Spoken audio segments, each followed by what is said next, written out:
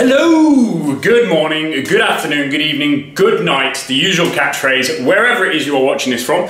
I am Elliot Upton, this is UP Fitness Live, and this is our live feed, which we do every single Wednesday at 8 PM on Instagram. I'm here to answer your questions on anything from our very own products, Live Up, our online training, our one-to-one training, our gyms, our books, our supplements, etc., down to general stuff in the fitness industry, things that you may be being misled on, things that people may be ripping you off on. Especially we're coming to this time of year now, we're edging towards Christmas. I think we're about 69 days, 69 days from Christmas, which means everyone's going to be hitting you super hard with all of the marketing for the Christmas/January fitness stuff. Now, the reason I started this in the first place was the January rush, when everyone starts trying to sell you loads of shit, and I wanted to make sure you weren't buying loads of shit. So here we are, and that's what's brought us to this day, this Wednesday, that we do every single week for the entire year. We've almost made it a year. Can you believe that? We'll have to do something very special for the anniversary, maybe.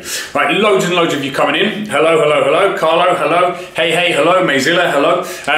As always, we're recording this for YouTube, so YouTube there, if you're watching this, you're on the catch-up. Just because I haven't been able to answer your questions live doesn't mean you shouldn't ask them, so do please, of course, put your questions in the comments box below, and I will make sure that I answer them.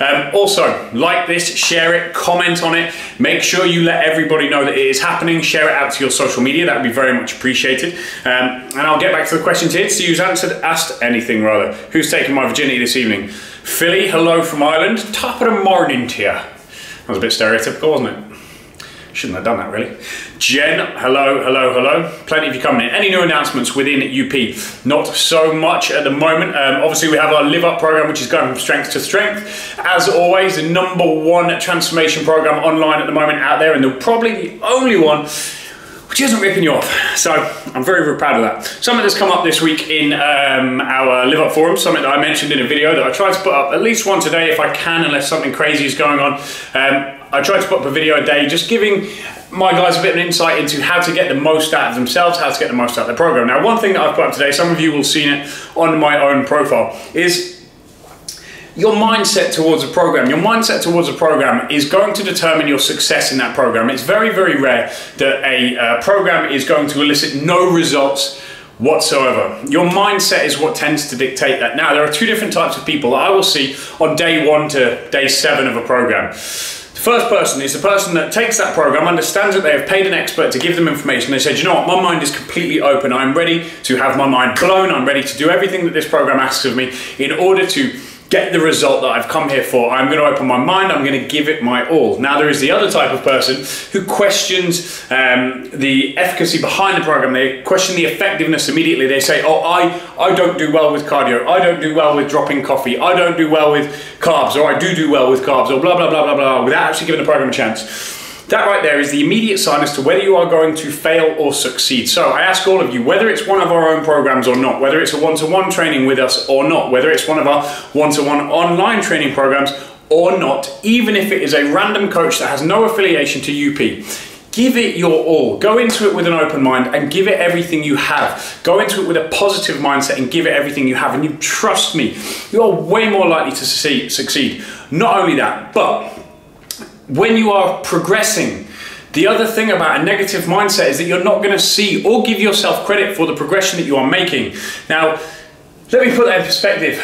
One person pops into mind specifically from our Live Up forum who's probably dropped visually. I mean, she looks like she's probably dropped about 15, 20 kilos. Now, we don't weigh ourselves. In the Live Up program, I don't allow women to weigh yourselves because it's just not necessary. It's kind of irrelevant. Your water weight fluctuates daily. It's something that I don't believe is that healthy for females, so I don't ask the females to weigh themselves. However, this girl has probably lost about 15 to 20 kilos and doesn't believe that she's progressed at all. She has an incredibly negative mindset and it's knocking her off her program. Now, this is really, really bad because obviously if you are not motivated by the program you're doing, eventually you're going to stop doing it, and this is a real problem.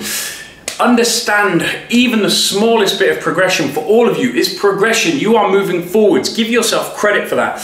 Give yourself a reward for that mentally. Say, well done, good on me, and you will keep moving forward. Being nice to yourself feels good. Think about it this way. If you treated yourself the way some of you, you treated other people the way some of you treat yourself, Would you be your friend? Probably not, so think about that. Right, Danny Wade, first question. Hi Elliot, I hope you're well, mate. I'm very good, thank you. I booked into UP Manchester for a PT session on Saturday. Any advice to get the most out of it in week 15 of my program? Danny Wade, what I would recommend, it's pretty much exactly what I just said. Is just give it your all, give it everything you have. If you go in there with a completely open mind, and also I would suggest trying to go in there with some things that you want to learn. Critique yourself and what you feel may be lacking in your own programs, not in your programs, in your execution of your programs, and figure out what you want to learn, and our trainers will teach you that. I think a lot of people come in, if it's a one-off session, obviously you're not getting a transformation in a one-off session. That will never happen. But what you can do in a one-off session or a very small block of sessions is learn an awful lot that you can take with you elsewhere. So that's what I would suggest that you do, is go in there with, let's say, 3 things that you really want to learn and you want to take away from that session. Let the trainer know before you go into that session, give them a little bit of time to plan it, and then you will take away the things that are going to benefit you long term. Secondly, give it your all, train hard, get the buzz, get that kick out of training and enjoy it, make the most of it. Right, what have we got? Deb, hello. Chris, what's up? Jerk, do you practice journaling, meditation, or any kind of mental rest, if you will? I absolutely do. I practice all of the above, and I will show you right now. Right beside me, there is my journal, right there, that I write in every single night. All sorts of stuff in there. Little locks, it opens up, got all sorts of bits and bobs in there. And I write in there, basically, more than anything, my goals. I write down a few things each day that I'm thankful for, the things that, you know, I look back and say, do you know what, I'm really damn lucky. I'm lucky that that is in my life, that that person is in my life, that thing is in my life. And I also write down the things that I want to achieve, both the next day, in the short term. So usually it's like what I want to achieve tomorrow, what I want to achieve, let's say, in a year's time, and what I want to achieve in 5 years' time. Beyond that, I tend not to think too far because it's much more difficult to plan that far ahead. But I try to certainly write down in there, A, what I'm thankful for, and then secondarily, I write what I'm going to do tomorrow, what I'm going to do in the next year, and what I'm going to do in the next 5 years. And often, obviously, it repeats itself. I can often write down the exact same thing every single night, but it gives me a measure. And what's really interesting about a lot of this stuff is that sometimes you can't connect the dots going forward. You can't see your path as you're heading towards it. But when I've gone 5 years ahead of myself, and I look back in the book, not this particular one, but the one I've done previously, I've done everything I said I would do, apart from one thing, which I won't tell you what it was. Unfortunately, I failed at that. But everything else along that path, I did. I had no idea how I was going to do it on the way there, but plans kind of laid themselves out in front of me as I went. So yes, I absolutely do keep a journal. And secondarily, you asked if I meditate. I do. When I'm really feeling quite stressed out, unfortunately, I don't make a good enough habit of it. I should be doing it daily, but unfortunately, sometimes if I try to actually lie down and sit and do nothing for 20 minutes, it very rarely happens. I've usually got too much stuff going on that I don't get a chance to do that, whether it's emails, whether it's the Live Up forums. The demand on my time is actually quite big for a lot of little tasks, but they're tasks that often don't allow me to sit down for 20 minutes. But when I'm super stressed and I really know I need to, then yes, absolutely I do. I'm not one of these that sits in a position and ohms myself away. I actually go out in the sun. I go somewhere as quiet as I can, or even on the rooftop of our gym here, away from everybody. And I lie out in the sun and I just close my eyes and think. And quite often I'll say the same thing over again. My way of kind of focusing my mind is not to try and free it. It's not to try and empty it. It's not to try and do anything like that. It's to focus on one thing. So I usually say something, the same thing over in my head. I won't tell you what that is, but I say the same thing over and over again in my head for about 20 minutes, half an hour, as long as I can afford to do it for. And then I move on. So yes, I do both of the above. Lots of you coming in. Next question, where are we coming from? Doing a lot of scrolling here. I must have been really interested in that few minutes. Infidel, how to deal with being ill like a common cold when on the program. I wasn't good over the weekend. Luckily I rested, drank loads of water and felt okay after a few days. But any further better advice? First of all, that's it right there, rest. If you're genuinely ill, you want to rest. You don't want to try and train through it. That's a bit of a silly thing to do. When you are ill, your body is fighting, it's using calories, it's using substrates, it's using hormones to fight the illness. You don't then want to overstress the body by training it and reducing your ability to fight that disease or that virus. If it's just a little sniffle, sometimes it can be the best thing for you, getting some fresh blood pumping out around and getting some toxins. What you can really do to help yourself move past it potentially is hyperdose on vitamin D. Vitamin D supplement you can find on upfitness.com, and you can take up to probably 25,000 IUs of that, and that will really help. up. Remember to be taking zinc first thing in the morning all of the time. That's a given, as is vitamin D really. It's something you should be taking all of the time. That will really, really help your immune system. Vitamin C can really help bring cortisol down and help reduce the stresses on the body, and help you detoxify and cleanse any crap back out of your system. So there's a bunch of stuff you can do, but ultimately rest, fluid and good nutritious food are going to be your main answers there. Layla, due to have a baby in a week's time, congratulations, I hope it all goes well. Want to get back to fitness but not too quick. What do you recommend fitness wise and when, please? When's good to get back into it? Okay Layla, something I've always said to clients is I refuse to train people until at least 12 weeks postpartum. The amount of people I see trying to get into training immediately afterwards, it's a really bad idea for a number of reasons. You know, most people talk about the diastasis recti, which is the splitting of the abdominal wall. That's one part of it, because if you don't allow that time to fully recover, for most people 12 weeks is about a ballpark when that will really go back in. That can look hideous, it doesn't feel great, and it can make you quite unstable. Not only that, but the relaxin and the elastin, which are two hormones that are pumping around the body to allow your pelvis to open up to basically facilitate childbirth. Those hormones are still pumping around your body. They don't just suddenly disappear the day that you give birth. So your joints are a little bit unstable, you know, your ligaments are still a little bit flexible, etc., which you don't really want. So give yourself time to come back in. I would recommend 12 weeks. Now, in that 12 weeks, once you are recovered, obviously move around, you know, take walks with your baby potentially. After a while, even swim, dependent on your back health, can be beneficial for you. And then once you get back into training after 12 weeks, I'll say it again, is take it easy, you know, just move into it. I would suggest going relatively high reps, so 12 to 15 for a while. Don't lift too heavy just initially, just grease the groove, as we say. So practice the form, practice the movements, get blood flowing again, get blood to your connective tissue, take it easy. I would also recommend initially sticking to some fixed weight machines, just in case there's that little bit of instability. Once you've done that for a week or two and you feel confident, then you can start moving back into free weights, and then over time progressively overload and start moving forward through a program as you ordinarily would. Daddy Wade, doing one-to-one online, it's going superb, 10 kilograms off. Awesome job, man, glad to hear that. I'll speak to my one-to-one, but need to focus on my squat, so we'll try to improve that in Manchester. Okay, so just make sure that you give your trainer a little bit of a heads up, make sure they've got at least 3 or 4 days notice of what you want to learn so that they can program that session effectively. That's very important. Don't just spike them on it right at the end. Amy Casting Memories, love that. I'm not sure which bit, but awesome, thank you. 3 dimensions, thumbs up. Marco, how many days should you weight train per week to maximize muscle growth? I'm a 44-year-old male, paying attention to nutrition and doing compound or isolation exercises in the 3 to 8 rep range. I would recommend probably 3 to 4 sessions per week. Now, this is something that loads and loads of people get wrong, is they are training way too high a volume or way too high a frequency to actually gain a lot of muscle. Unless you've got great genetics and everything else in your life is perfect, you don't have any stress, you don't have any work stress, you don't have any life stress, all of the above, then maybe you can train a bit more. But for the most part, for most people, the average Joe or Jane out on the street, 3 to 4 days is enough, because what you have to remember is that you grow when you are recovering. You grow when you are sleeping, you grow when you are resting. You do not grow in the gym. What you are doing in the gym is essentially digging a big hole in your muscles and actually potentially making them smaller if you do it too much. When you are resting outside of the gym, that is when everything is going to grow. So I would suggest 3 to 4 days is adequate for most people, but pay attention to your results and how you're feeling in general, and that will give you a slightly more accurate answer based on you specifically. I am Chijo. Question on behalf of your husband. He struggles at the lower part of a deadlift, resulting in lower back pain. He loses form and thinks it's down to hamstring flexibility. Potentially it could be, absolutely yes, it could be down to tight hamstrings. It's very, very common. If your hamstrings are tight and they pull on the lower half of the pelvis, it actually tips the pelvis under, causing a rolled lower back. So some hamstring work could be beneficial.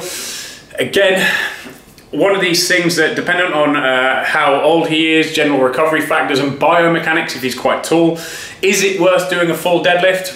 Maybe not. It could be worth doing something from a rack. You're going to get just as much out of it. You're potentially going to get better results out of it because you can load it more, because the range is more adequate for the specific biomechanics of your husband. But the risk is far lower. You hear me say this again and again and again. Risk versus reward.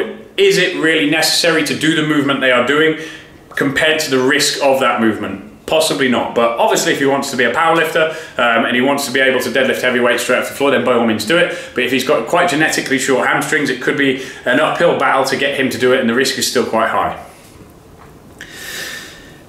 Geraldine, what do you think of fitness classes like Body Attack and Body Pump?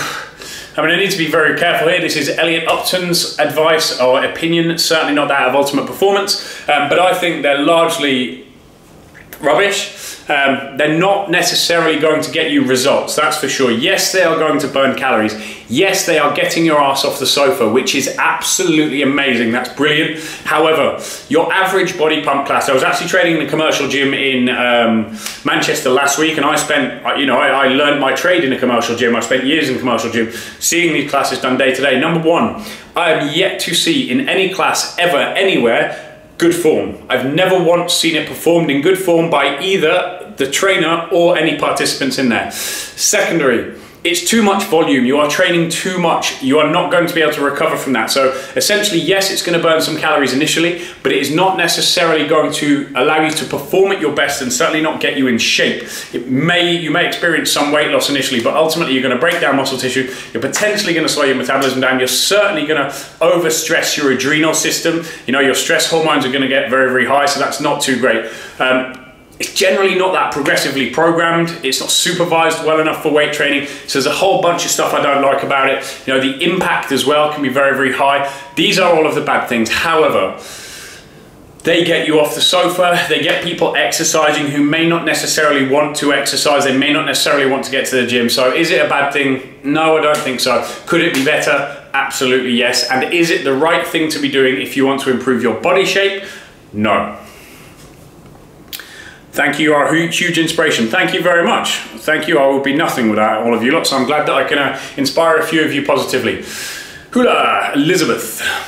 Hey, I just had a nose up and bruised badly. Believe it's down to my own digestive system. The doctor recommended bruising bromelain, pineapple supplement, which is looking after, it can help. Bromelain can help your digestive system, but that's like, it's pissing into a storm, There's a million different things that could be wrong with your digestive system that could need fixing.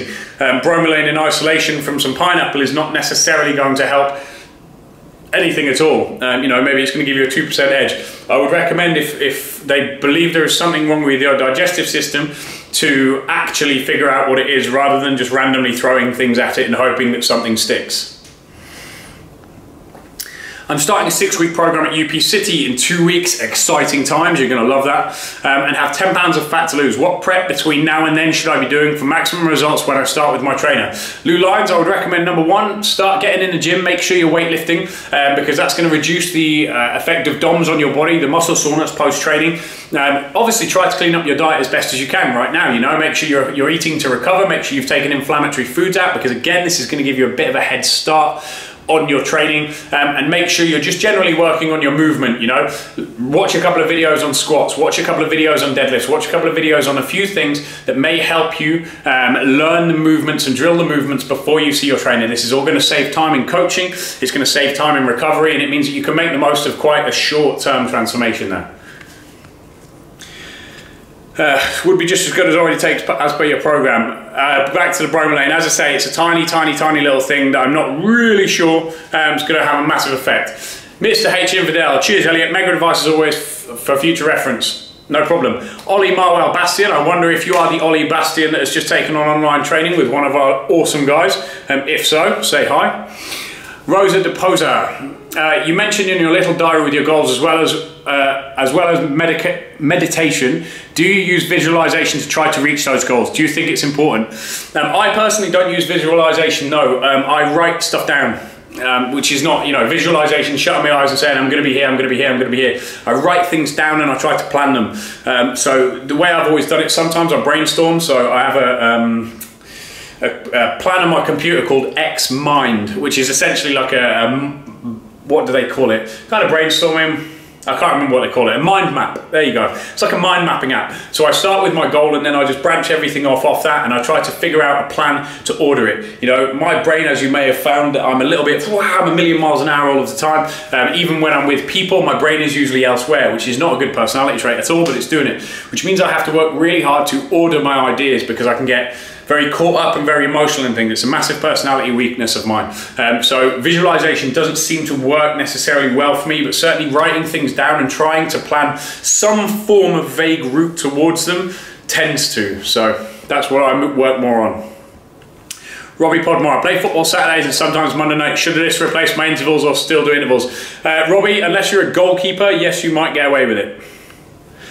Layla, you're welcome. Kaylee, hi Elliot. When I train shoulders, I tend to feel like a clicking, popping feeling in one of my shoulders. Is this normal? Unfortunately, yes, it's incredibly normal, Kaylee. It's something that plagues a lot of us. Now, don't get me wrong, in an ideal world, it wouldn't be happening, but the shoulder's quite a complicated joint, especially the AC here. It's 3 bones meet, essentially, and muscles go through the middle of it, and etc., etc. You may have the odd 1 or 2 people on the planet who don't have clicking joints. But so long as it's not causing you pain, it may not necessarily be something to worry that much about. It's just something that tends to come with age. If it is causing you pain, it's going to be worth going to see a specialist, a movement specialist somewhere near you who may be able to help relieve a bit of tension, potentially loosen up the front of your chest, the front of your shoulder, your bicep, etc., to try and open the shoulder up a bit and put you in a slightly better position. There's no guarantee that it will stop the clicking because, as I say, that's just a very, very common thing, but worth a try. Marco. Beth, hi, if you're focusing on your diet and your physical training, how often do you give yourself a cheat meal each week? Beth, it depends on you, how compliant you're being, how hard you're training. A cheat meal for me is not a smart thing anyway. Most people, almost everyone I've ever met who has cheat meals doesn't deserve cheat meals. They're not training hard enough or consistently enough. They're not dieting hard enough or consistently enough. They're usually not lean enough. Now, don't get me wrong, if you are really, really lean and your body can use it, then potentially, yeah, have an open meal. But also one of the things that I think people confuse their cheat meals with is they're eating tons and tons of carbs throughout their day, but oh yeah, it's clean carbs and blah, blah, blah. Then they have a massive carby refeed and wonder why they're not getting lean. If you're sitting there, Beth, and you're talking to me at, say, 12% body fat, you know, you can look down and you can see your abs, then have a cheat meal. If not, you may need to reassess that. It's not a case of doing it how often. Maybe have something, you know, allow yourself some freedom to keep yourself mentally sane. But ultimately, what do people do for cheat meals? They eat inflammatory shit. When you're eating inflammatory shit, all you are doing is ruining your gut. There is nothing really good that comes of this. So, it's one of them. Archie, loving all of your advice, Elliot. No problem, Archie, and thank you very much for saying so. Lisa Marie, any plans of day and doing the life of different PTs and showing their typical daily meals and workout? I think it would be informative and inspirational. Yes, it may well be something that's coming. I've been asked a few times now to do actual vlogs, proper vlogs. So I am potentially going to move towards that. Because I'm a bit of a geek, I've even bought myself all a proper rig, so you might see me in a little while with a camera on the end of this being like, oh, hey, I'm Elliot, look at how interesting my life is. Might not be that interesting, but it's something that a few of you have asked for just to get an idea into what I do day to day and how I eat and etc, etc. So yeah, it may well be coming, Lisa. Joanne, totally agree with the body pump, etc. classes advice. Too rushed, not enough correction of form. Benefits good for social aspect. That's about it. 100%, Joanne. You know, it's a shame, but you know, it's one of those things that 95% of the fitness industry is executed poorly. You know, people go on about UP Fitness and say, oh, but yeah, you must be doing this, you must be doing that. The difference between us and how we get results so damn fast that no one else can get is that we do things right. We pay attention to all of the things that no one else pays attention to. Now, the thing with body pump classes and body combat, etc., they're amazing because they get people off their asses and they stop them from sitting down and watching TV in the evenings. But yes, absolutely, they are not coached well. And 9 times out of 10, it's because the people coaching them don't actually know how to coach or lift themselves. So the problem kind of starts at the top. But, you know, I think eventually the industry will change. We ourselves are doing a level 3 personal training course, which isn't just one of these courses that you can pass. You know, you go out there and do any level 3 training course, a 6-week course, 4-week course, whatever it is, and you pass it at the end of that course. That's just the way they've worked. It's the way they've always worked. That's the major problem with the fitness industry. When it comes to do the UP course, if you're shit, you don't pass. You retake it, and you retake it, and you retake it, and you retake it until we decide you are good enough to potentially be a UP trainer. You know, that's essentially going to be the qualification is would we hire you? If so, you pass. If we wouldn't, off you go, study harder, come back, do it again. Yeah, the problem starts at the top with stuff like that. Nini, hi Elliot, do UP plans take into account CP biosignature modulation? We do something similar. You know, if you're doing one-to-one in our gyms, then absolutely, we do something relatively similar. It's not actually the biosignature modulation, but it's based on certain concepts from there with a few adaptations based on what we think is maybe slightly more relevant to the real world. And yes, our trainers in the one-to-one gyms will do that kind of testing to ascertain your potential hormonal state and try and diet you towards a certain goal and try and get you there a little bit faster. Obviously, that's a little bit more difficult with online, but certainly if you're doing our online training and you have access to that information, then it would be beneficial to the trainer. Lisa, to expand, I aspire to get a physique like Emily. Who's Emily? And I'd love to know what it takes to maintain it and it's motivational to know she still has to work to look that good, if that makes sense. I think, Emily, one of our trainers, either Emily Ang or Emily Schofield, both amazing trainers we have here. But, you know, ask them, reach out to them, see what they say. Which of the inflammatory foods you talk about, name them. You know, the way to think about what is inflammatory and what isn't, if I give you 2 brackets of food, you have a food, i.e. something that you could literally pull out of the ground, you could shoot out of the sky, you could fish out of a lake, okay? Or you have a product, which is something that has gone through a process to arrive at your plate. One is a product, one is a food. Products tend to be inflammatory, foods do not. Simple as that. Mrs. Geza, lower belly fat, can't get rid of it. 3 days a week at the gym doing classes. Well, there again, you may not be doing it correctly. If you're doing classes, potentially they could be overstressing you. I would ask also, is your diet right? Is it perfect? Is it doing what you need to do? What you have to remember about belly fat is that essentially it's survival fat. Your body will keep it there as a reserve. So it's very, very stubborn. It's very hard to get rid of. So you have to be doing everything pretty bloody right to get rid of it. Ben Maher. How well did the IV drip at Revive go, and how long after do you start to feel effects? Ben, every time I have it, obviously there are different levels of response. Some people will respond very, very quickly, other people will respond slightly slower, some people won't necessarily feel it. For me, I feel it within about 10 minutes of starting the drip. I feel like my body's lighter, I feel like a fog has lifted off my brain, my mind is processing information slightly better, it's a bit more vivid. So for me, I feel like I respond quite well to it. About 10 to 15 minutes, I usually feel the effects. I've certainly felt considerably better since, felt fresher, my brain is working better, I felt a lot less fatigued like today. I left the house very, very early, it's been a very, very long day, I've had lots going on, and I actually got back through my door at 27 minutes past 8 because I do this at 9 o'clock my time, and I'm pretty all right, I think, and I've been flat out since. So, you know, I highly recommend it. Highly, highly recommend it if you can get it. And that's Revived. You can find a link in my post on my own profile. Eating too many veggies, is it controversial if not taking complex carbs? I'm not sure if they're necessarily relevant. That's a relevant pair of questions there. You can eat too many vegetables, yes, largely just because of the fiber content, and it can cause massive digestive distress. Your body doesn't have the enzymes to break down certain vegetables, therefore they can cause problems in your gut. So yes, you can eat too many. If not taking complex carbs, I'm not sure what relevance that has to that, so do please ask that question again if you want a different set of information from that. Please move your phone down so we can see your face. I'm pretty sure you can see my face. Can anyone else not see my face? I can see me basically from my nipples upwards, so it's a bit weird. Wait. You're welcome, Lou, Beth, big smiles, Amy Bills, training full. Not sure what that was relevant to, just in case I've missed a question there, do ask it again. YK, hi Lee, I'm asking for my flatmate. Yeah, of course you are. Oh no, I'm asking for my mate Dave, it's not me. Should you eat for your body type? Example, I think it is mesomorph. Do you believe it or is it just crap? No, there's some truth in it. I do believe there's some truth in it. However, it is not the be all and end all.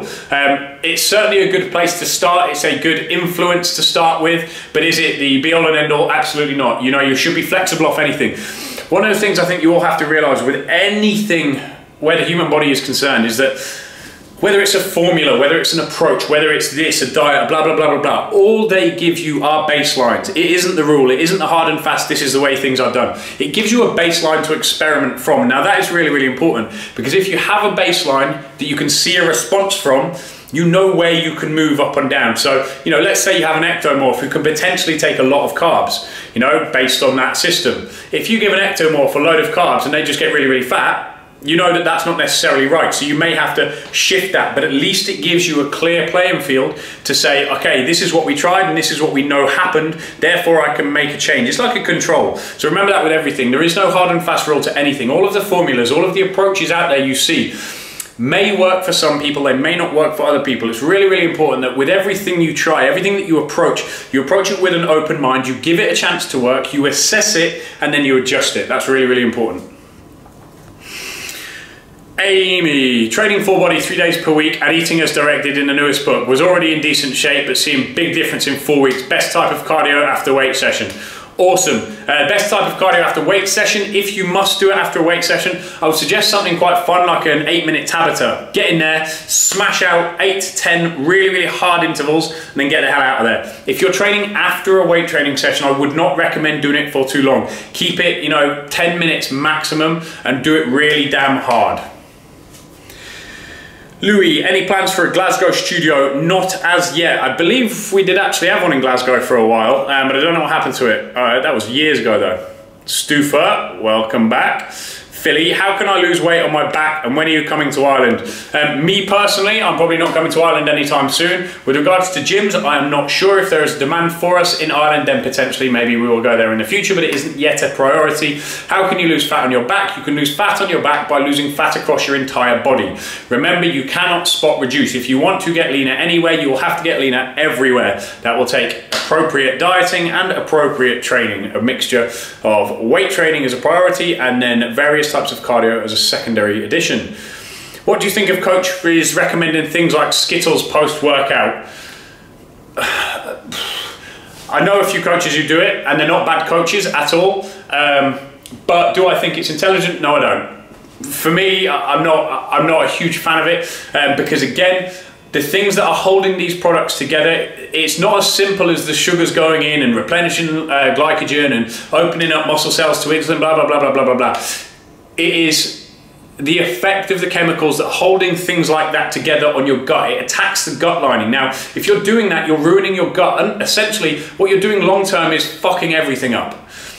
Yes, I get it. I understand it. There's a legitimate logic behind it. However, they're doing what most coaches do and looking at it in isolation. They don't look at it as the bigger picture. And that for me is a massive problem. And the same applies to, I'm going to say 99% of the coaches out there, even some of the coaches, the juniors that I teach, I try to make sure that for every decision they decide to consider, let's say, that they look at every possible outcome from that decision. What could happen? Not necessarily is going to happen, but what could happen? And again, it goes back to my old rule, risk versus reward. Are you really getting as much out of that that's worth the risk? So are you going to get as much out of eating Skittles post-workout? Is it worth the risk of ruining a client's gut long term? Absolutely not. So I don't believe it's a smart thing to do. Face covered with comments. Right, hang on, okay, let's see if I can tip it down a bit if my face is covered with comments. That's kind of what these live things do. How's that? Is my face less covered in comments now? Now I can't see the comments, this is the problem. Right, should you be getting DOMS after a workout? No, not necessarily. DOMS is not a sign of a good workout, it's just a sign of a little bit of muscle damage at the time. Louis Love, sorry, but the words are over your face. Okay, if you'd have told me that initially rather than we can't see your face, would have helped. Now I can just about see it. If you see me doing this, it's because I'm trying to read the questions. Ira, I mean, if you eat too many veggies and you don't take complex carbs as being more full, is there any preference on your side? No, not really. I mean, you need some element of starchy carbs in your diet. 99% of people do, so I wouldn't negate them completely. But the more vegetables you can have in your diet up to a point, absolutely better. Alex, what's up? Jesse Jane, what's up? Kaylee, is stretching imperative after training? It's not imperative, but it is absolutely beneficial, yes. I fancy a lady who is a vegan. How do I convert her into a meat eater? No pun or innuendos, please. That was testing me. My biggest skill in life is turning anything into innuendo, and that was just cruel. That was harsh. How do you convert a lady who is a vegan into a meat eater? Don't know. I just don't know. That's a discussion I should never get involved in because it would turn into a massive argument. My flatmate says thanks. No problem, flatmate. Vili. Evening, Elliot. Evening. What are some indicators to see that you're close to 10% when you don't have any tech to help you, just photos? If you're close to 10% as a male, you are going to be looking, probably going to start seeing visible abs, potentially edging towards veins on the lower abs. As a female, if you are 10%, you are almost certainly going to be seeing abs and veins. Mona, please bring UP to Brighton. You've said that a few times, I believe. If I can, I will. If Nick wants to, he will. Brighton is my hometown. Of course, if there's anywhere that I'm going to try and advocate having a UP, it would indeed be there, but we'll see. Who knows? It's Amanda. Hi, I'm from Los Angeles and I'm an NASM CPT. Me too, that's what I qualified with back in the day. I look forward to the Los Angeles locations. It's Amanda. Los Angeles 1 is already open. You can go over to UP Fitness LA or Los Angeles and check that out. You can find out exactly where. That's been open for nearly a year now, so get on over there. And we do have more locations in LA popping up very soon, I believe. So hopefully one day I may meet you there. Kaylee, sorry I'm firing the questions. That's the whole reason I'm here, Kaylee, so don't worry about that. I'm firing the questions out tonight. Is 40 to 45 minutes of training per day enough? Absolutely, yes. I wouldn't suggest per day, though, if you're weight training, and you don't want to be weight training that often. Louis Love, pow. Philly, pow. Is there a good alternative to a protein shake after a workout? I've tried a few, including UPs, and I don't like any of them. You don't necessarily have to have it. You know, it's incredibly beneficial, of course, because it's rapidly absorbed protein. Protein powders have been engineered to get into your bloodstream very, very quickly to help kickstart the recovery process. Now, that's not to say that they are absolutely vital. You're not going to die without them. Your arms and legs are not suddenly going to fall off, but it is absolutely beneficial to have a good, high-quality protein post-workout. If you don't want that, don't stress about it. Stick to food. It's not a problem. Liam Gear, can't see too much of your face. I genuinely can't put it much higher. I don't know what's going on tonight with the comments, but I honestly can't put it much, I can't change it much more. Otherwise, I'm not going to be able to see the questions at all. Stufa, you're welcome. It's Amanda. Awesome in capitals. Yes, go and check that out. Ash, how to stop feeling very tired after lifting weights for like days. Ash, how many weightlifting days are you doing? Tell me that. Thank you, I only train 3 to 5 times a week. So, yeah, I mean, that's more than enough then. 45 minutes to an hour is about the maximum you want. I wouldn't be pushing it much harder than that at all. That would be a mistake. Steph, what's up? Rosa the Poser, laughing. Barso, 43-year-old woman. No, I'm actually a 30-year-old man. Oh, sorry, you meant you. I train weights 4 times per week and grit 2 times. Will I benefit from creatine? Grit, I'm thinking maybe you mean HRT. Yes, absolutely, you'll benefit from creatine. It helps you with your lifting. It helps replenish kind of essentially inter-rep energy stores by stealing adenosine, by stealing phosphates. So yeah, it can be really beneficial. With regards to creatine as well, it's also very, very good for females. Note this, females, especially around that age actually. It's very, very good for helping reduce the onset of degenerative bone diseases like osteoporosis. So bear that in mind. Creatine can be very useful for that. Ash, 4 days. Rosa, I've been skipped.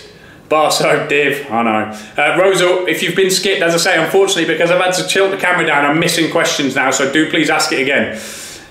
Easy, bro. Adam, grit is a Les Mills HRT class. Of course it is. Okay, yeah, but creatine can be useful.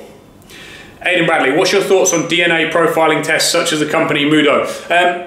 There may be something in them. Right now, I think it's too early to tell whether it's real strong fact, real strong evidence, but worth looking into, absolutely. I've actually been approached, I got approached last week to go and actually look at some of these kind of things to see what my thoughts are on them. So maybe I'll vlog that, maybe I'll actually keep a video diary of what my thoughts are and that whole process, and then I can give you a slightly better answer on that. Right now, I don't know enough about it to know whether it is legitimate. I don't think the world currently knows enough about it to know whether it's legitimate. It's not been out long enough. Now, this is a typical one of those things in the fitness industry where something comes out, the people who are selling it are throwing out all of this amazing marketing, we all buy into it. One thing I'll just say is take everything with a pinch of salt. We don't know. We don't know. Alright, any timing where we got... Any timing for the UP Fitness PT level 3 dates? Not yet, but it is coming. We are working extraordinarily hard on a lot of things, an awful lot of things. So do please be patient. Based on what you just said, I am T-Joe. You're gonna have to remind me what I just said. I'm saying a lot of stuff. Kaylee, bring UP to Essex, please. You watch out, Kaylee. Something's coming. There's a surprise in store for you very, very soon. I did one recently which I found quite informative, however, didn't quite agree with their nutrition recommendations. Exactly, right? So, you know, take this sort of stuff with a pinch of salt. Barso, thanks. I'm in the creatine loading phase, so I'll continue to take it. Barso, you don't really need to load creatine. You know, you've got to be careful with loading creatine. You don't necessarily need to do it. And secondarily, it's more likely when loading it to actually cause you gut problems. So just, you may not need to do it. How long have you been doing it for and how much have you been taking? Ash, lifting 4 days a week, how to stop feeling overtired so I keep going. It sounds to me, Ash, if you're lifting only 4 days a week, which is a sensible amount, you've done well there, but you're feeling knackered, then you probably aren't recovering properly. So you may be training too much volume in those sessions. So you may want to back the volume off a little bit, or potentially you need to eat more. If it's energy specifically that you're really struggling with, I would recommend having some more fats in your diet. Add some more fats in your diet and you'll probably get a bit of a benefit from it. With creatine, do you recommend loading, also training days only? Misha, no, I don't recommend loading. As I just mentioned very briefly then, you may have missed it, that I don't necessarily think it's worth it. Having creatine, 5 to 10 grams in your post-workout shake, probably 5 grams is more than adequate, and the loading phase may potentially cause you some gastric problems, it can cause you some digestive problems, which aren't necessarily worth it. So do you need to load? I wouldn't necessarily have said so.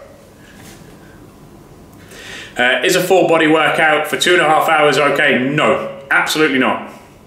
2.5 hours, there is no way in hell anybody out there, not one of you, is sustaining a level of intensity for 2.5 hours that is going to elicit a result. It's just not happening. Get into the gym. If you can only, let's say you can only get 2.5 hours in a week, then do 3 sessions. Just please don't be training for that long. Nothing good is coming of it at all. Amy Bills, creatine is good for women. Answer, when should we take it? And is that instead of standard protein shake? No, it's an amino acid, so you take it additionally. It's not like a protein shake. It's just going to be a tiny little powder. You'll get a little 5 gram scoop, and I would recommend, ideally, you can either have it first thing in the morning in some water. It's completely tasteless, so you can neck it down, or you can put it, which is ideal, in your post-workout shake. When you've trained, your muscle cells are open and they're drawing in a lot of nutrients. So by putting it in your post-workout shake, potentially the uptake to the cells is going to be slightly better. DHA, is it banned in the UK? I believe it is, yes, unless it's medically supplied. I believe so. I know it's legal in the US, but as far as I'm aware, it's banned in the UK. Are you doing group training in London studios also at some point? We did do. I'm not entirely sure off the top of my head of whether they are still happening. Worth speaking to whichever London gym it is that you're looking at, whether that's City Gym, whether that is Mayfair or Kensington. Give them a call, drop them an email. You can go to the website upfitness.com and you can drop them a line there and they will tell you specifically what's going on at that gym. Now, we are looking at another site at the moment in London where we will absolutely be doing group training, so keep an eye out for that. What are your thoughts on meat, red in particular, being linked to cancer? Red meat is not linked to cancer. Shit, red meat is linked to cancer. Red meat is phenomenal for the body. The body wants it, the body needs it. The problem is with any meats is it's the toxins in them that cause the issues. Now, let me put it to you this way. Do you know what the 2 most toxic meats on the planet are? The 2 things that I'm aware of, obviously someone's going to cite a study. Oh, well actually, I've been doing several studies. I want to shut up, don't care. Chicken and pork are the 2 most toxic meats that are available on supermarket shelves. And what are the things that most people eat? Thinking it's healthy, white meats, chicken. Okay, so that is probably as likely, if not more likely, to give you cancer than red meats. The key is, with all of this stuff, is to buy proper meat. Is to find grass-fed, organically raised meats. I know it costs a little bit more, but your results, you're going to have to buy less of it because your results are going to be 10 times better. The content of nutrients in it is going to be 10 times better, so you're not going to have to buy so much. Okay, so red meat, does it cause cancer? People say it does. Does it? I don't believe it does. Don't get me wrong, I'm no doctor. This is not based on facts. This is based on my opinion, not that of UP. This is me, Elliot Upton. I don't believe red meat gives you cancer, no. I'm losing weight pretty steadily, but I'm craving oats pretty frequently. Been told it could help weight loss. Not necessarily. If you're craving carbs quite a lot, it could well be because you're actually not having enough carbs in your diet and it could be slowing you down. However, I wouldn't necessarily say just start shoving loads of oats in your mouth. You know, have a bowl of them post-workout. You said work out 3 to 4 times for best muscle growth results. However, I like lifting, the pump and the overall feeling of achievement. What should I do on those days? My muscles are supposed to rest. You can train light for a pump. Do something like a barbell complex, but a light barbell complex. Think about more than loading the muscle, think about burning fuel and pumping blood, and by all means do it. But remember, if you're going in there and burning a shitload of calories every single day, you're not growing. So you need to pick which one you want. Do you want to grow, or do you just want to go in and train? Either way, great, awesome for you, but decide. Rosa de Posa, I was asking earlier, thinking of signing up for UP one-to-one online as I don't live near London or Manchester. Do you get similar results from one-to-one in UP gyms? We absolutely do, yes. Our online products are phenomenal. Our one-to-one online trainers are absolutely awesome, irrelevant of where they are in the world. Obviously, these are the same guys and girls that are doing the one-to-one training in the gym, so they have the same skill set, the same results. So yes, the only difference between one-to-one and face-to-face is that obviously you have to be motivated. You're not seeing your trainer 3 or 4 times a week. You're going to have to be self-motivated, and you're going to have to be willing to put the effort in. If you're not, you will not get results. If you are, you absolutely will get results. I am T-Joe. Sorry, missed my first question. I'm on Live Up specialization and been tagging cardio onto the end of 4 sessions for 30 minutes. Is that too much? I've been struggling with steps during the day. I'd say it probably is a little bit too much, yes. What I would recommend you may be better off doing, rather than adding that kind of cardio, is do some like 10 to 15 intervals at the end of each session. Let's say 10. Really, really intense 10 to 20 second intervals. That should be enough. You don't want to be spending hours in the gym. It's not smart. Ash, top man, thanks, you're welcome. Barso, defo get enough fats in my diet and wine. Well, if you're getting wine in your diet, there's nothing that's going to be even remotely beneficial about that to your body shape. And any chance of UP coming to Bristol? Who knows? Maybe it could be on the cards if there is enough of a demand for us there. Riri. Hey, I struggle with snacking between meals and in the evenings after dinner. Any suggestions to curb this?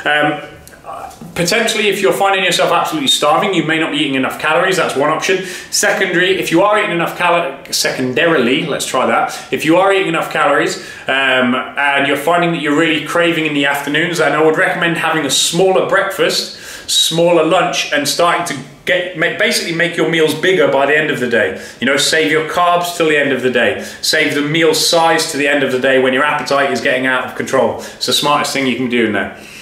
Susie, are protein bars such as Grenade a no-no? Absolutely yes, for 2 reasons. Number one, they're a product, not a food. Number two, they are full of shit. Okay, half of the stuff in these kind of bars, no brand specifically, but the stuff that they use to hold them together and preserve them damages the gut lining. It lines it and reduces absorption of other nutrients. It is going to potentially cause leaky gut. It's going to actually damage the membrane around the gut lining that is there to keep bad toxins out and allow good toxins through. It's a semi-permeable membrane, so it needs to decide what goes in, what goes out. These kind of products, despite being touted as health products, they actually damage that. Now, not only that, not only are they causing that damage, but let's take, for instance, a commercial protein bar like that. About 250 calories, give or take. Have a guess what a Mars bar is. 170 calories. So what are people doing? People are snacking on these things thinking, oh, it's got protein, so it's healthy. No, it's just got more protein and more calories. Now, you also add to that the fact that it's causing a knock-on effect to your body's ability to absorb nutrients. They're not smart. There's no ways of looking at it that says, you know, this is a really, really good idea. I'm not a fan of them. Barso, another question, no problem. 4 weights a week, legs, push, pull, development day. The other 2 days I do 30-minute HIIT class. Should I not bother and just stick to the weights? No, that sounds fine, providing you're recovering, providing that you are you're recovering well, you're sleeping well, that you're progressing, that you can see that you have progressive overload in your sessions, then you should be okay. El Gucho, I won't ask where that name comes from. Hi, what are your thoughts on CLA as a supplement? It's a great supplement. It's very, very much worth taking in. We actually do it ourselves. You go to upfitness.com, you can find that. Private sessions outside of the London gyms. Ask James, no, this is not something we do, unfortunately. If you want to train with us, you come to our damn gyms, or you do online. Thanks, you're awesome. Thank you, nice pick. Glad to see someone actually giving advice on not promoting t-shirts. Tell me about it, it's the fitness industry. As I say, anyone who follows me personally knows that I am potentially a little bit opinionated. I have no real problem with calling people out or saying things that I don't believe are right. So the whole reason these live feeds are here is because I saw throughout December last year everyone was trying to sell you loads of shit. They were basically just trying to rip you off. And I watched it again and again and again, and I was like, I can't keep watching this. So I said, right, I'm going to do a live feed every single Wednesday for the rest of the year, and I'm going to basically offer you the truth. You know, I'm not going to try and sell you anything. If you want to buy something off me, awesome, buy something off me. But if you don't, I can at least stop you from buying shit and damaging not only your body, but also your mind and your wallet. Can I have oats on non-training days? Mona, depends on the rest of your plan. Possibly, yes. Is there an alternative to creatine for someone who is sensitive to it? Red meat. Eat red meat. How do the online programs help if we are using correct form? Sorry? Kaylee, can you, as I'm quite slim and don't do any cardio, people think I should. What do you think? Kaylee, that's a slightly ununderstandable question, and something that's quite specific to you. I'm not really sure what you meant there. Can you break that down a little bit better for me?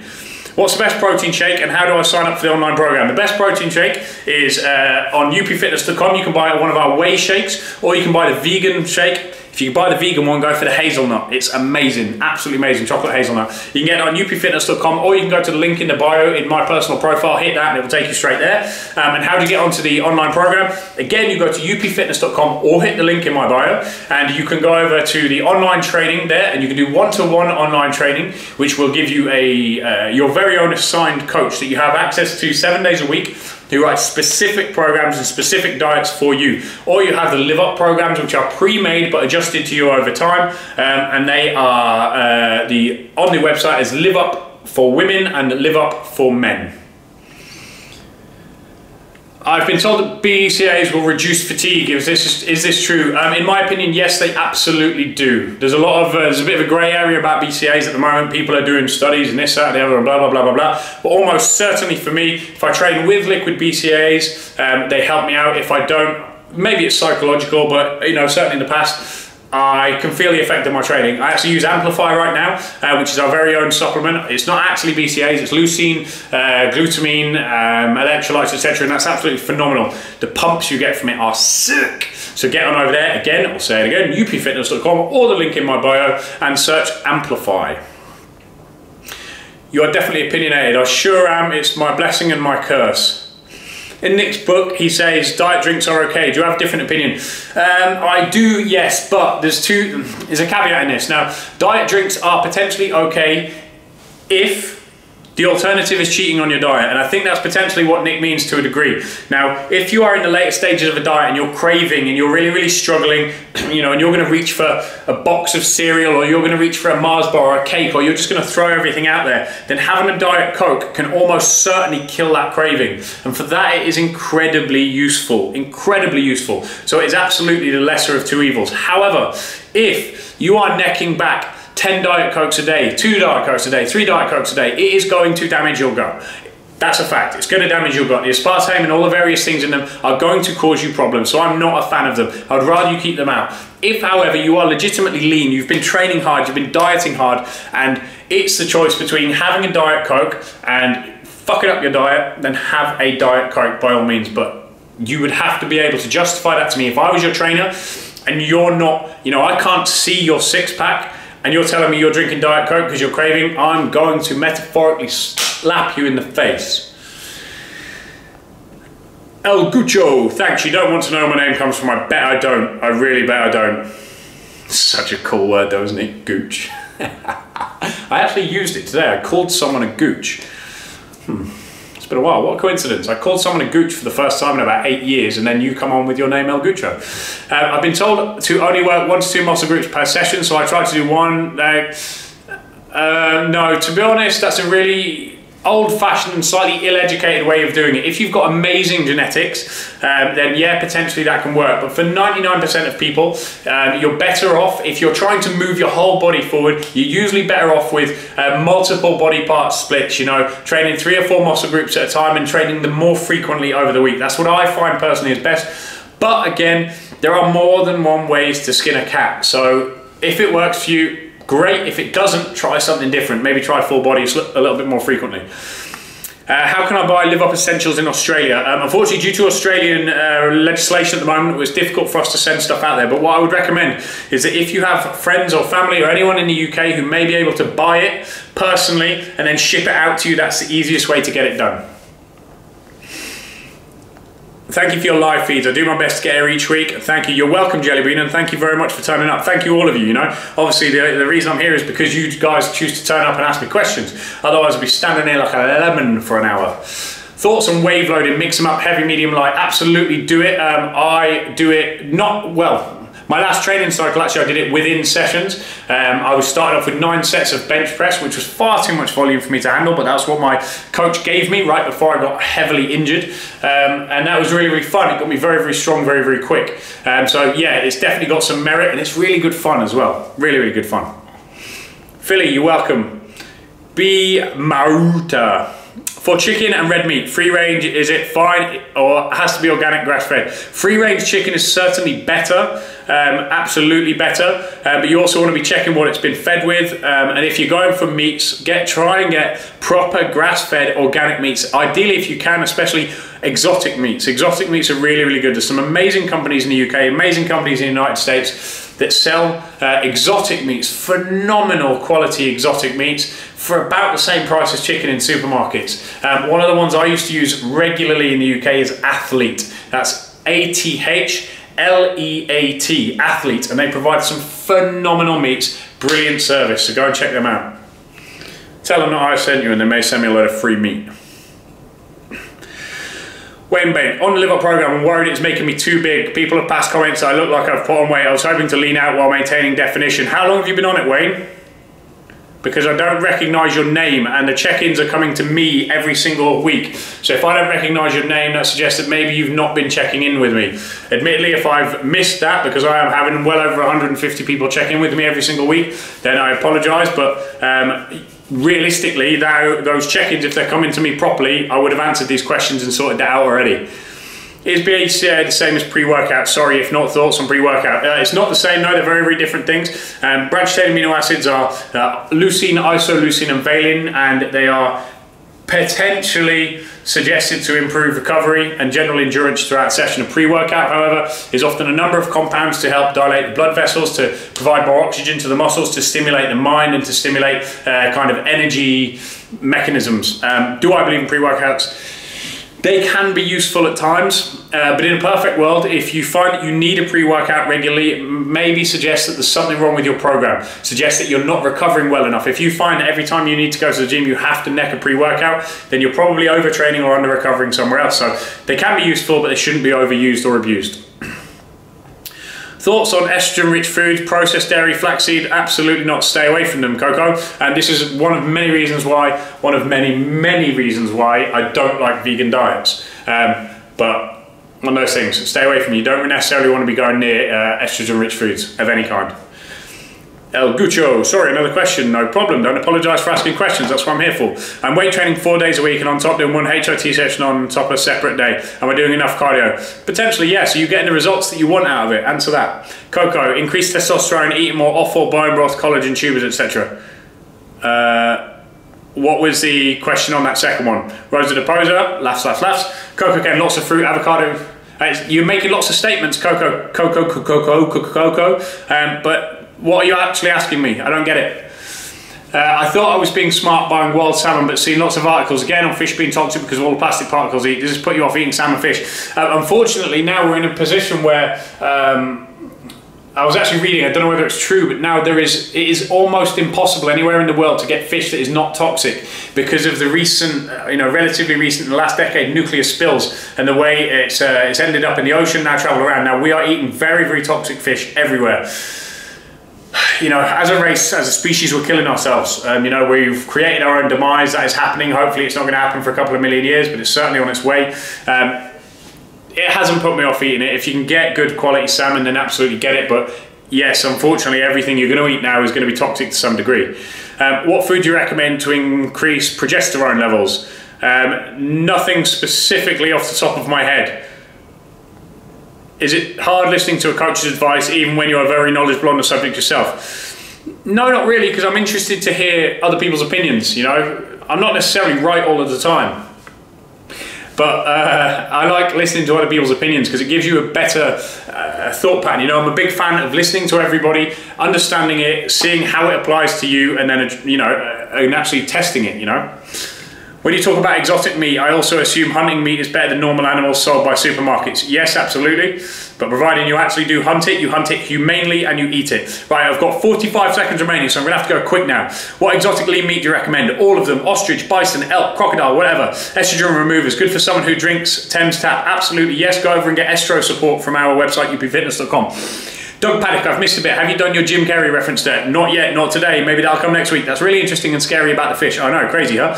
As a female, I find it hard to maintain low body fat, 9 to 12, without crazy cravings. Is it natural or psychological? If you're at 9 to 12% body fat, legitimately, I suggest you get out of that and you go back up to about 14. Otherwise, you're going to get yourself very unhealthy. Calorie deficit. Do you have to watch the carbs you eat? Not necessarily if you're still in a calorie deficit. What's your thoughts on DHEA for men? Bobby Pask, potentially very, very useful. And the DHEA video on its way. I've got 3 seconds remaining, so thank you for joining. I've been Elliot Upton. Peace out, good night. Right, YouTube, I'm just going to share that. Pow, pow, pow. That one is ended and it is shared. Move that, share it on Instagram. So, thank you for joining me. As always, you can ask questions in the comments box below and I'll be sure to answer them, either in video form or in a nice, simple answer.